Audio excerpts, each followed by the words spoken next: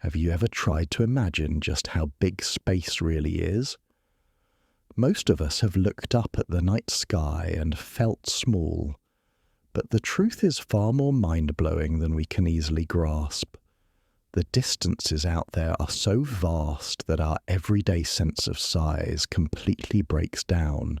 To help you truly understand the scale we are dealing with, let me start with something familiar, something you do every single day: driving a car.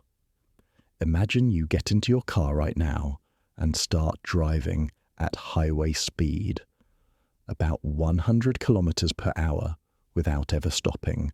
No breaks for food, no sleep, just endless driving in a straight line upward into space.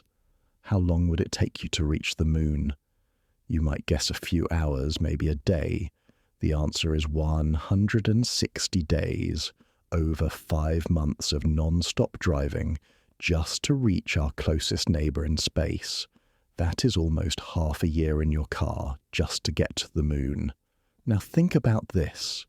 The moon is the closest thing to us in all of space. Everything else is dramatically farther away. Let us keep driving. If you wanted to reach the sun, that journey would take about 170 years of continuous driving at highway speed. You would need multiple generations of your family taking turns at the wheel just to arrive at our own star.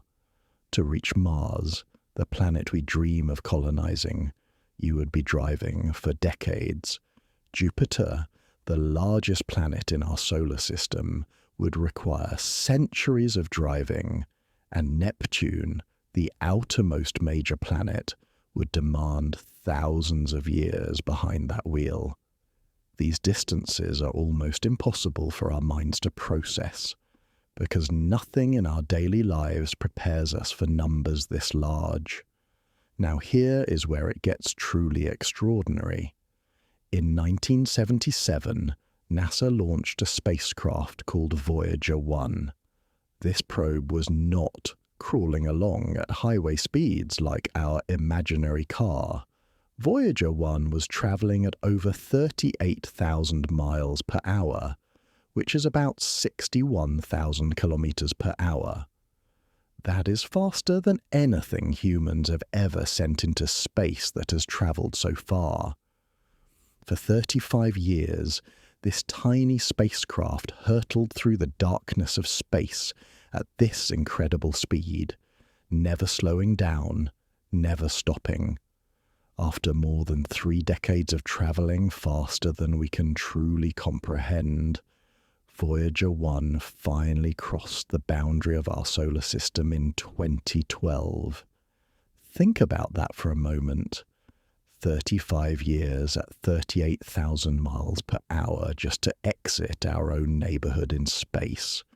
But even Voyager 1, traveling at speeds that seem impossible to us, is painfully slow when measured against the true scale of the universe. This is where we need to talk about light. Light is the fastest thing that exists in our universe. Nothing can travel faster than light. It moves at approximately 300,000 kilometers per second. At that speed, light can circle the entire Earth more than 7 times in just 1 second. Yet even light, with all its incredible speed, takes time to cross the solar system. Light from the sun takes about 8 minutes to reach Earth. When you feel the warmth of sunlight on your face, you are feeling energy that left the sun 8 minutes ago. Light takes over 5 hours to reach Pluto. Even at the speed of light, our solar system is huge.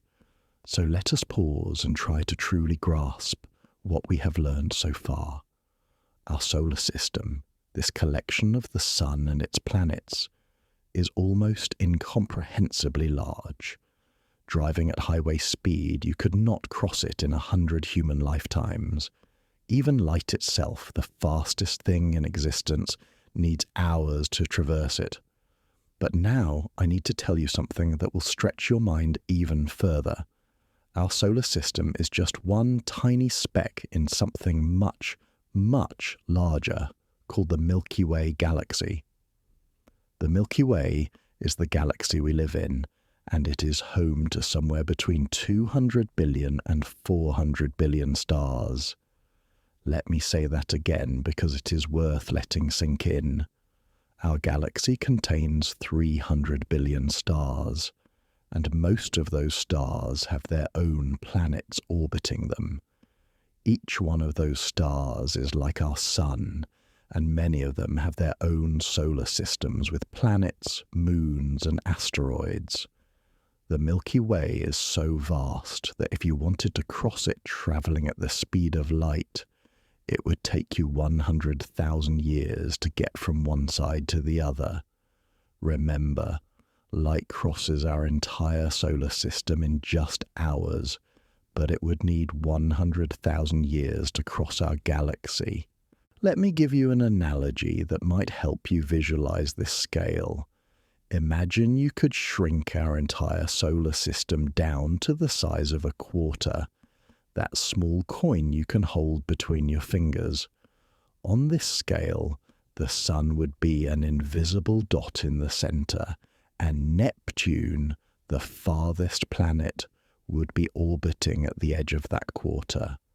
Everything we have talked about so far, all those driving distances, all those years it took Voyager 1 to leave the solar system, all of that fits onto a coin you could hold in your hand. Now here is the stunning part. The nearest star to our sun, a star called Alpha Centauri, is 4.3 light years away. On our quarter-scale model, where our entire solar system is the size of a coin, Alpha Centauri would be 300 feet away, almost the length of a football field. Let that image settle in your mind. If our whole solar system is a quarter in your hand, the next closest star is a football field away. And between those two quarters, between our sun and Alpha Centauri, there is almost nothing. Just empty space, vast and dark and silent.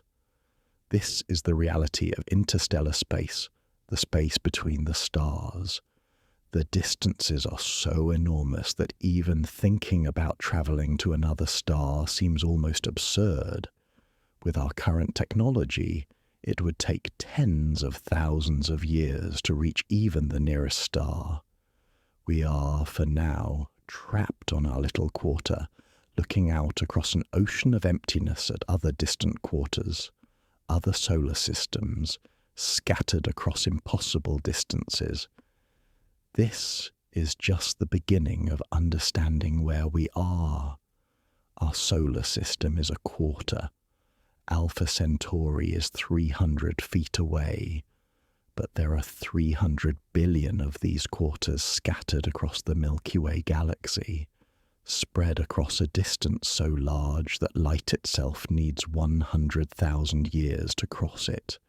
And as we will see in the next part, even this is just the start. There are structures in our solar system that extend far beyond Neptune, far beyond what we normally think of as the edge. There are clouds of objects reaching out into the darkness, and human signals spreading slowly outward into the galaxy.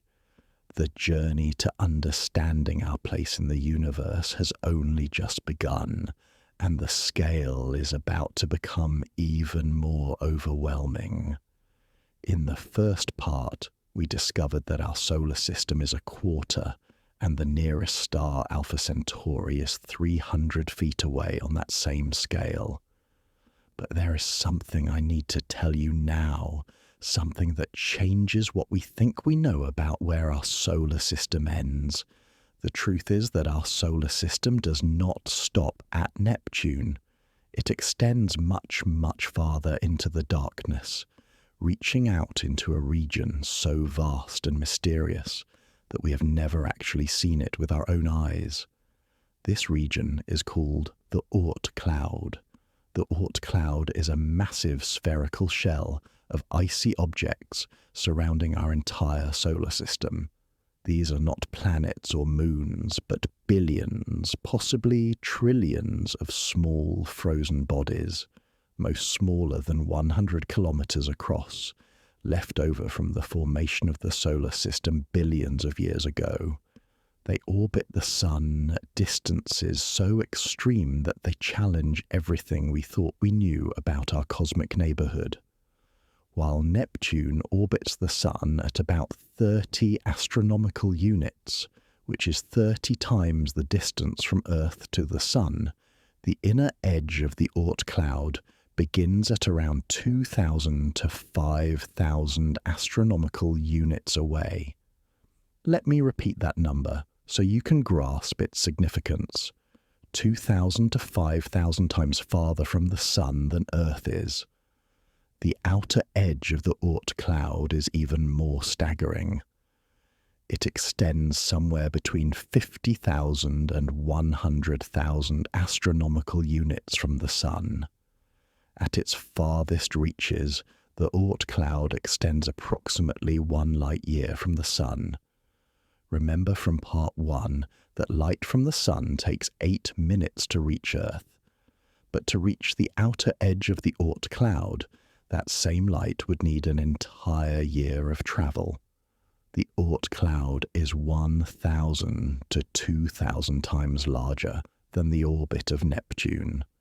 If Neptune is at the edge of what we think of as the planetary solar system, then the Oort cloud is a vast halo extending 1,000 times farther beyond that. Now, let us talk about Voyager 1 again, that spacecraft we discussed earlier that travelled for 35 years at 38,000 miles per hour to exit the solar system. Here is the humbling truth. Voyager 1 has barely crossed the beginning of this boundary. According to current projections, Voyager 1 will not reach the inner edge of the Oort cloud for another 300 years, and it will take approximately 30,000 years for Voyager to pass through the Oort cloud entirely and emerge on the other side. Even our fastest spacecraft, travelling for tens of thousands of years, would only just be leaving our true solar system neighbourhood. To make this even more vivid, consider the star Betelgeuse, one of the brightest stars visible in our night sky, part of the constellation Orion. Betelgeuse is approximately 640 light-years away. This means that when you look up and see Betelgeuse shining in the sky tonight, you are seeing light that left that star 640 years ago, long before modern technology, before electricity, before the scientific revolution. The light you see tonight began its journey in the year 1385. And here is the stunning part. Our radio signals have not reached Betelgeuse yet. Betelgeuse has no idea we exist. The light from Betelgeuse showing us what that star looked like 6 centuries ago is still arriving here. But our signals announcing our presence will not arrive there for another 500 years. Let us return to our quarter-scale model one more time to truly understand where we are.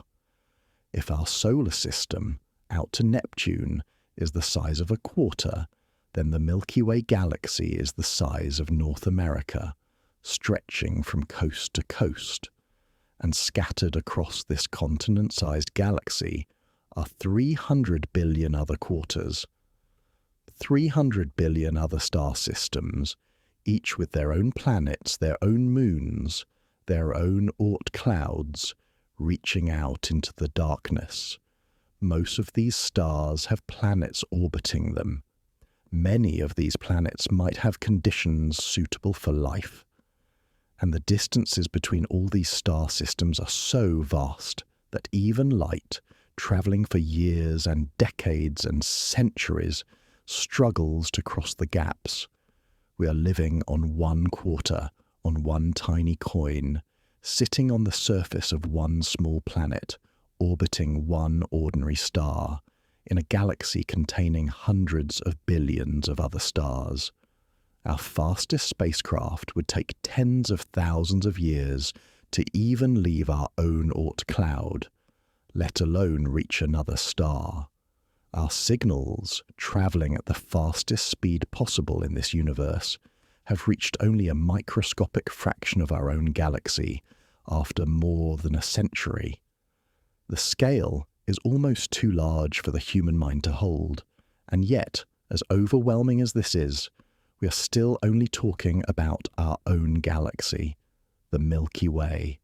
In the next part, we are going to zoom out even further.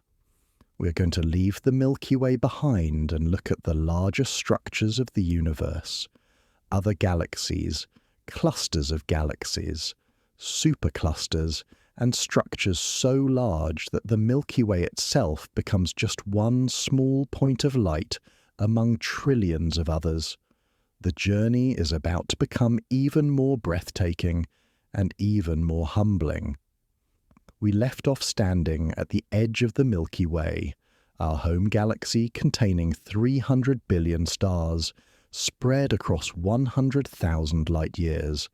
That scale already seemed impossible to grasp, but now we are going to step back even further, and what you are about to learn will make everything we have discussed so far seem small by comparison.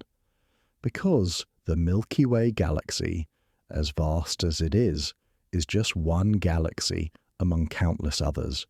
The observable universe, the portion of the universe we can actually see and detect, contains at least 2 trillion galaxies. Let me say that number again because it is important. 2 trillion galaxies. Not stars, but entire galaxies, each containing hundreds of billions of stars. To help you understand what 1 trillion actually means, imagine this. If you tried to count to 1 trillion, counting one number every single second without stopping, it would take you more than 31,000 years to finish. You would need to count continuously day and night for longer than all of recorded human civilization just to reach 1 trillion. And the observable universe contains twice that many galaxies. The scale is beyond anything our minds evolved to comprehend. Let me share an analogy that might help. Imagine you have a cat, and that cat produces 100 hairs every single day. Now imagine that every one of those hairs turns into another full cat, and each of those new cats also produces 100 hairs per day, and those hairs turn into cats, and this process continues for an entire year. At the end of that year, you would have approximately 1 trillion cats. That is the kind of exponential, almost absurd multiplication we are talking about when we say 2 trillion galaxies. Now let us talk about one galaxy in particular, the Andromeda Galaxy, the nearest large galaxy to our own Milky Way. Andromeda contains approximately 1 trillion stars, more than 3 times the number in the Milky Way. It is 2.5 million light-years away from us, which means the light we see from Andromeda tonight left that galaxy 2.5 million years ago, long before humans existed on Earth. And here is something remarkable. Andromeda is moving toward us. In about 4 billion years, Andromeda and the Milky Way will collide. Now you might think that a collision between 2 galaxies, each containing hundreds of billions of stars, would be catastrophic, with stars smashing into each other and exploding. But the reality is far stranger. When these 2 galaxies collide, it is likely that not a single star will actually hit another star. The distances between stars are so vast, even within galaxies, that the stars will simply pass by each other like ghosts moving through empty space. The galaxies will merge, their shapes will distort and change, but the individual stars will mostly continue orbiting peacefully in this new combined galaxy. This tells you something profound about the universe. Even in the densest parts of galaxies, even in regions packed with billions of stars, space is still mostly empty. But individual galaxies are not scattered randomly through space. They cluster together under the pull of gravity, forming larger structures. Our Milky Way and Andromeda, along with about 50 other smaller galaxies, form what astronomers call the local group. This is our galactic neighborhood, a collection of galaxies bound together by gravity, spanning about 10 million light-years across. The local group is itself part of something even larger called the Virgo cluster, which contains about 2,000 galaxies, and the Virgo cluster is part of the Virgo supercluster, which contains tens of thousands of galaxies spread across 110 million light-years. But even that is not the end. The Virgo supercluster is just one lobe of an even larger structure called the Laniakea supercluster, discovered only in 2014. Laniakea contains approximately 100,000 galaxies and spans 500 million light-years across. The name Laniakea comes from Hawaiian words meaning immense heaven, and it is an appropriate name for a structure so large that light needs 500 million years to cross it. Our entire Milky Way, with its 300 billion stars, is just one tiny dot within this immense structure. And beyond Laniakea, there are more superclusters, millions more. Current estimates suggest there are approximately 10 million superclusters in the observable universe. Each one contains tens of thousands of galaxies. Each galaxy contains hundreds of billions of stars. Each star might have planets. The numbers become so large that they lose meaning. We can say the words, we can write down the numbers, but our minds cannot truly hold the scale of what we are describing. Let us talk about the edge of what we can see. The most distant light we can detect is called the cosmic microwave background radiation.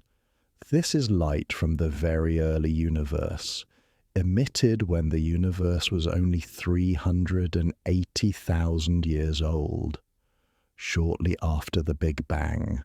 This light has been traveling through space for 13.8 billion years to reach us. When we detect this radiation, we are literally looking back in time, seeing the universe as it was in its infancy. The observable universe, the sphere of space from which light has had time to reach us, has a radius of approximately 46.5 billion light-years. You might wonder how the radius can be larger than the age of the universe. The answer is that space itself has been expanding while that light was traveling. The galaxies that emitted the light we see today have moved much farther away during the billions of years it took that light to reach us. The observable universe is a sphere 93 billion light-years across, containing 2 trillion galaxies, each with hundreds of billions of stars. But here is the truly mind-bending part. The observable universe is not the entire universe. It is only the part of the universe from which light has had time to reach us since the beginning. Beyond the edge of what we can observe, there is more universe, possibly infinitely more.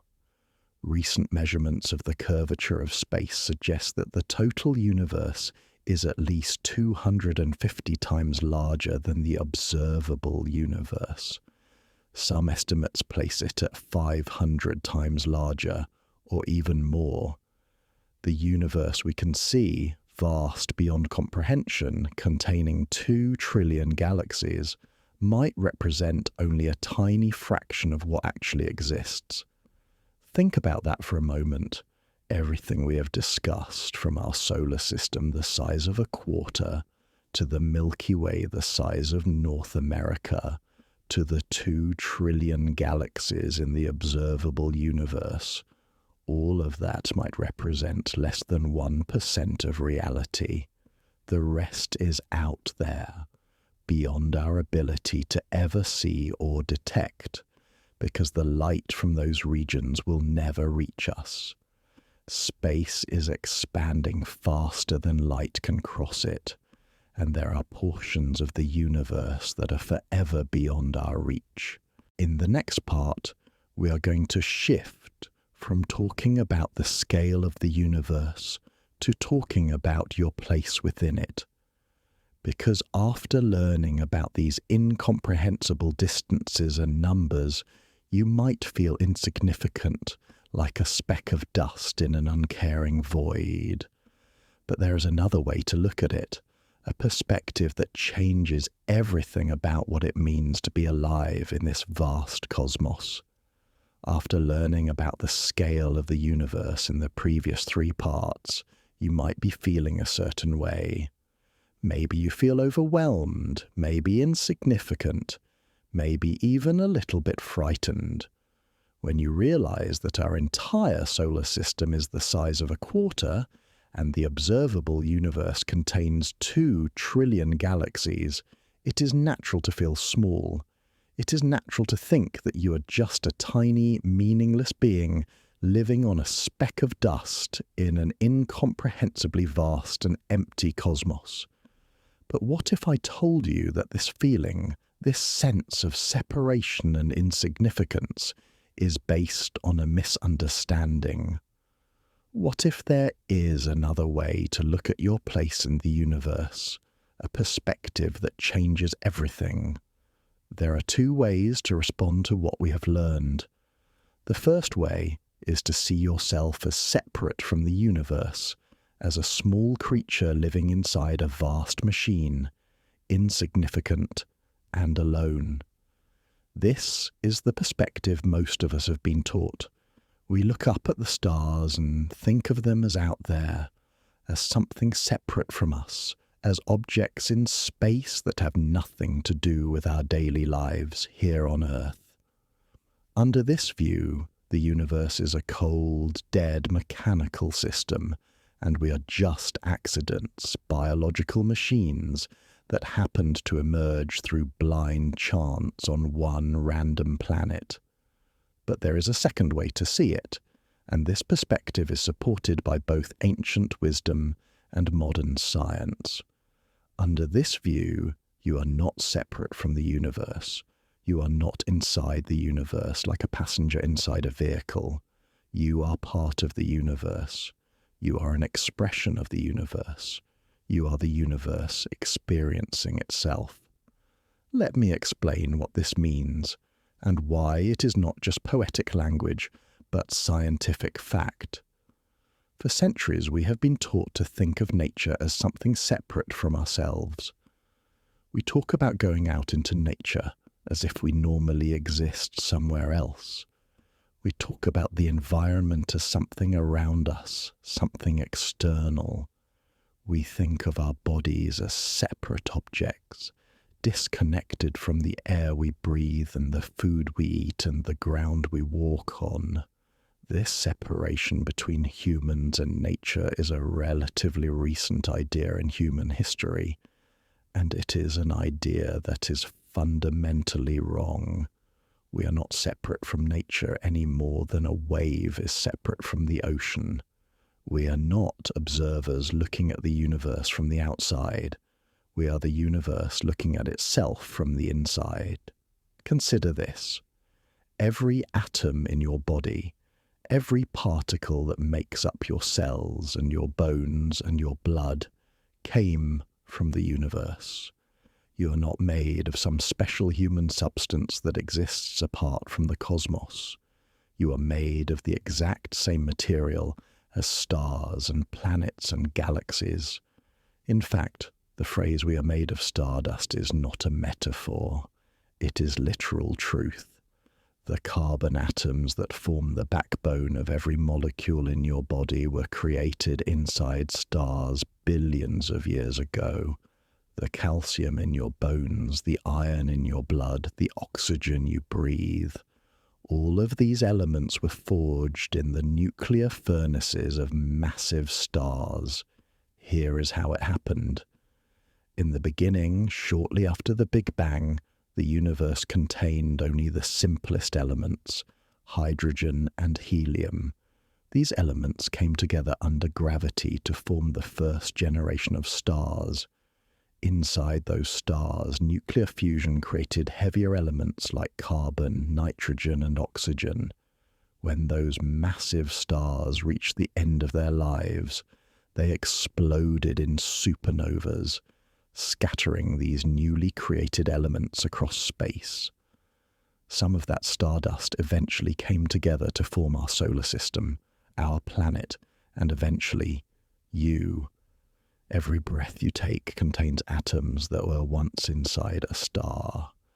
Every time your heart beats, it pumps blood containing iron that was created in a supernova explosion billions of years ago.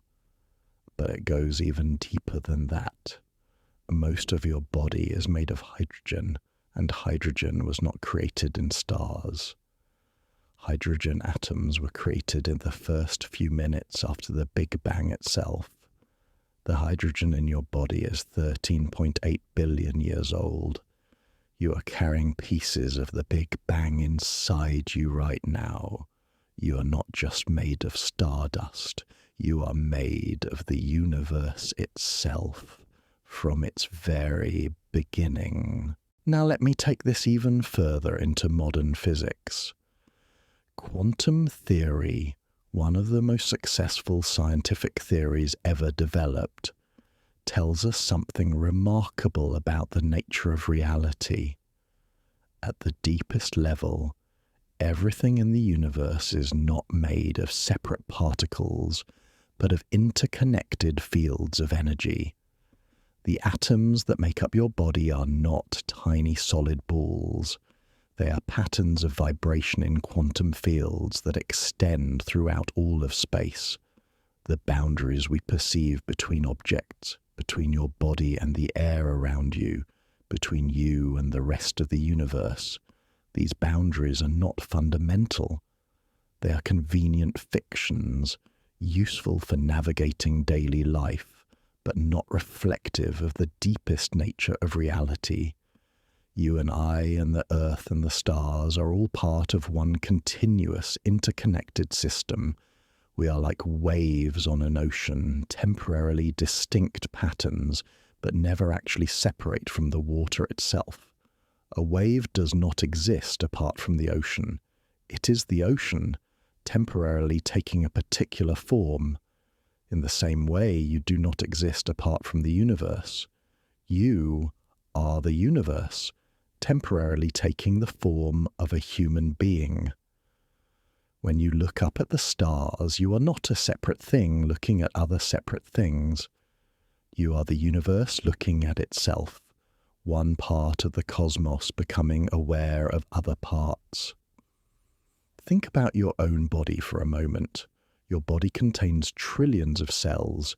Each cell is alive, carrying out its own processes.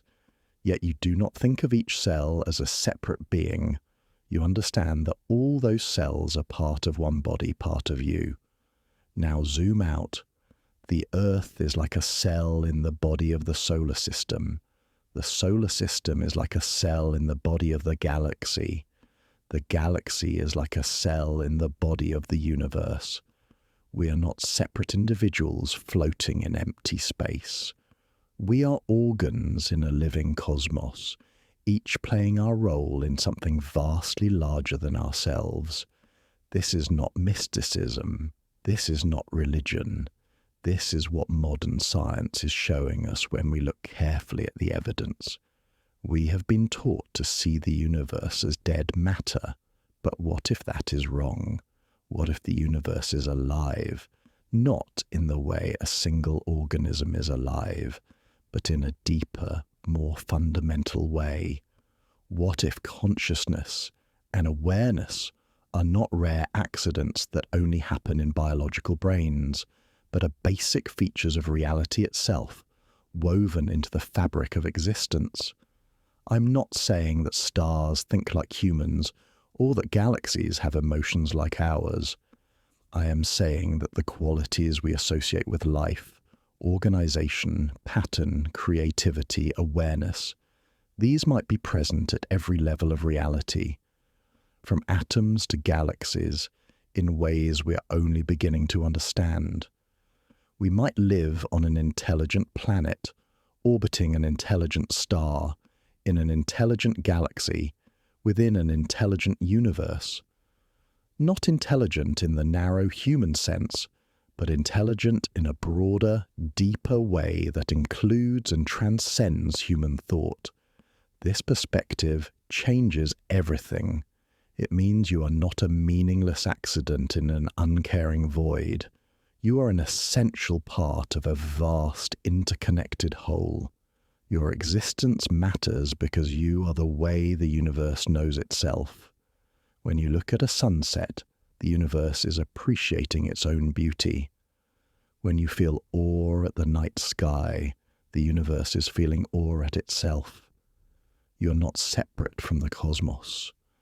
You are how the cosmos experiences being alive.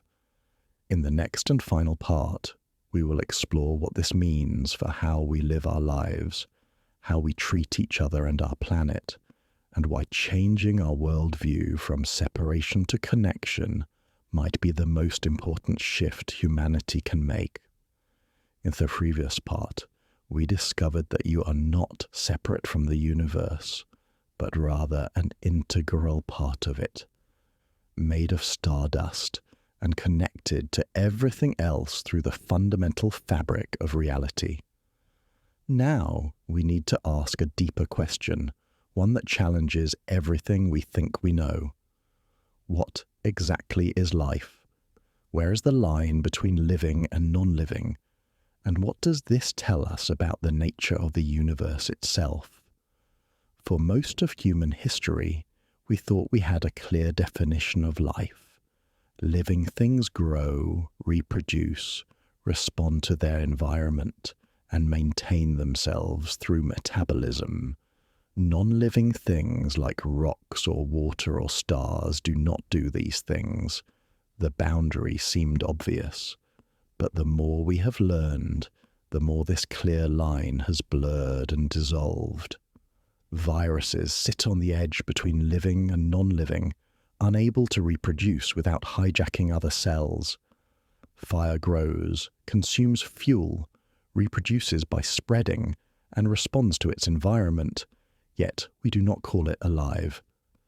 At the microscopic level, there is no clear moment when non-living chemicals become a living cell.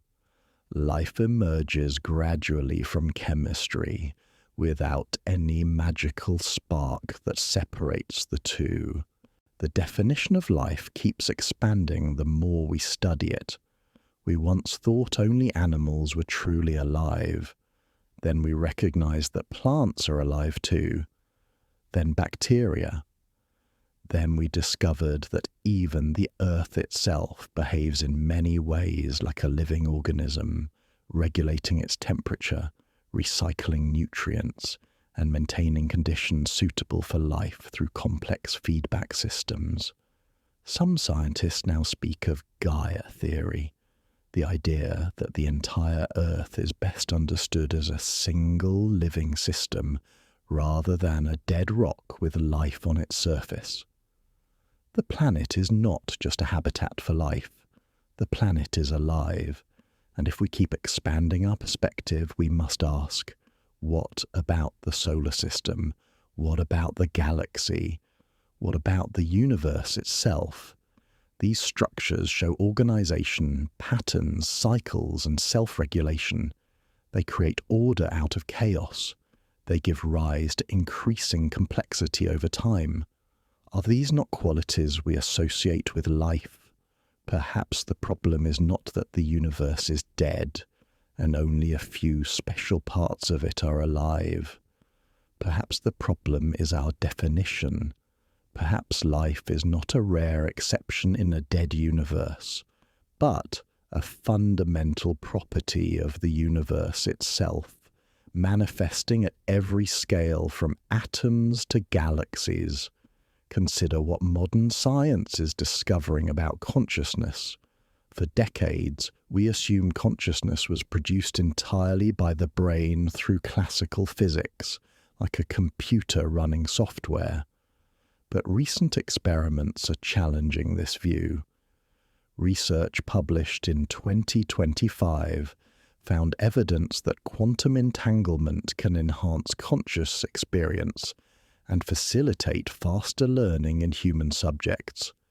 Studies have shown that microtubules, tiny structures inside neurons, can maintain quantum coherence for much longer than previously thought, possible in warm biological systems. Some of the brightest minds in physics and neuroscience are now seriously investigating whether consciousness arises from quantum processes in the brain. Why does this matter? Because if consciousness has a quantum basis, it means consciousness is not isolated inside individual brains. Quantum mechanics tells us that particles can be entangled, connected across space in ways that transcend classical notions of separation. If consciousness operates through quantum processes, then consciousness itself might be fundamentally interconnected. Your awareness might not be confined to the space inside your skull. It might be part of a larger field of consciousness that extends throughout reality. This is not mysticism. This is cutting-edge science exploring possibilities that would have seemed impossible just a few years ago. Let me be clear. I am not saying we have proven that the universe is conscious in the way humans are conscious. What I am saying is that the old model, the one that treats the universe as a dead machine and consciousness as a rare accident, is crumbling under the weight of new evidence.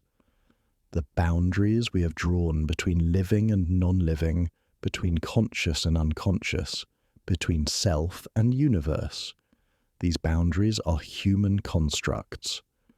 They are useful maps for navigating reality. But we have made a critical error. We have mistaken the map for the territory. This happens constantly in human thinking. We create models to understand reality, and those models are incredibly useful. But then we forget that the model is not reality itself. We start to believe that our categories and definitions are actually real, that the universe is divided up in the way our language divides it. But the universe does not come with labels.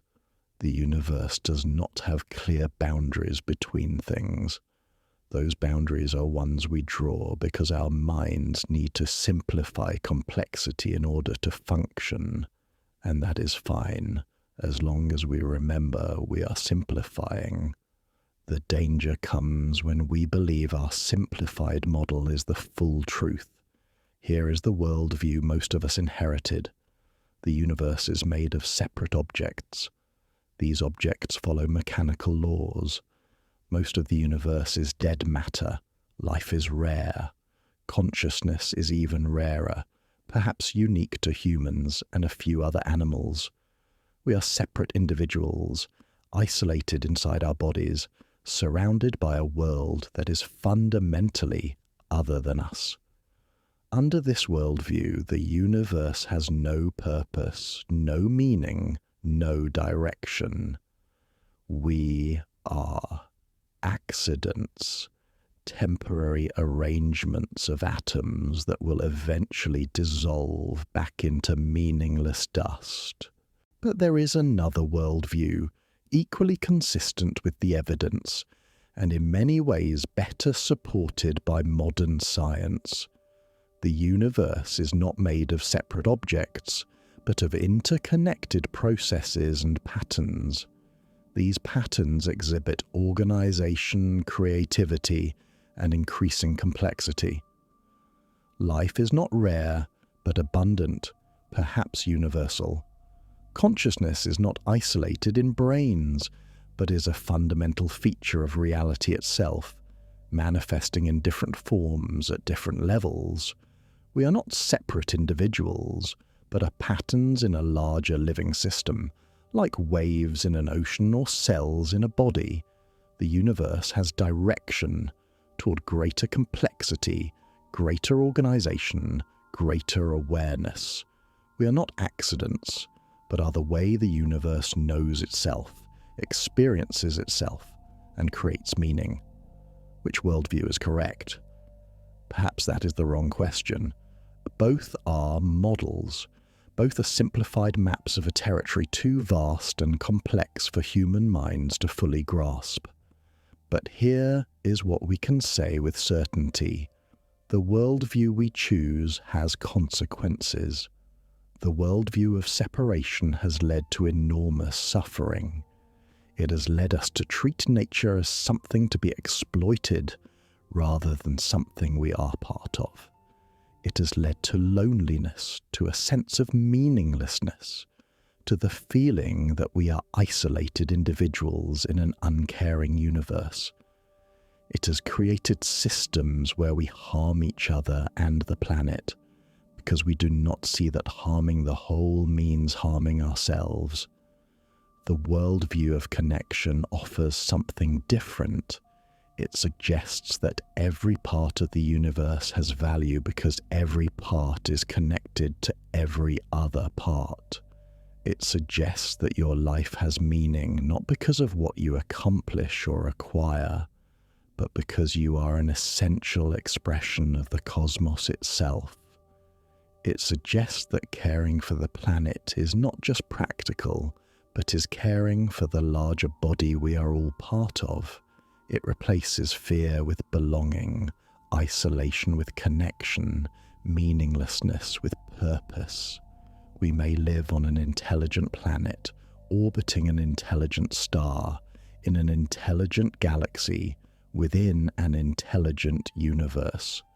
Not intelligent in the narrow human sense, but possessing qualities of organization, responsiveness, creativity, and awareness that we are only beginning to understand.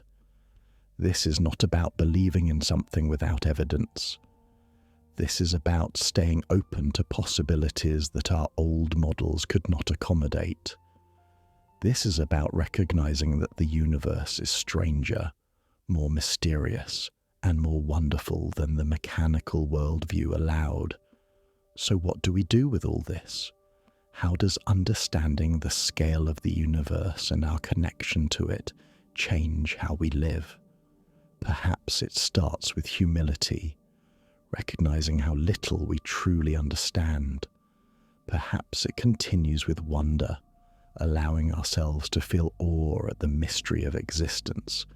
And perhaps it culminates in responsibility, understanding that how we treat the world is how we treat ourselves. Because there is no separation. You are not a separate being trying to survive in a hostile universe. You are the universe itself, waking up, looking around, and deciding what kind of story to tell about itself. What story will you choose?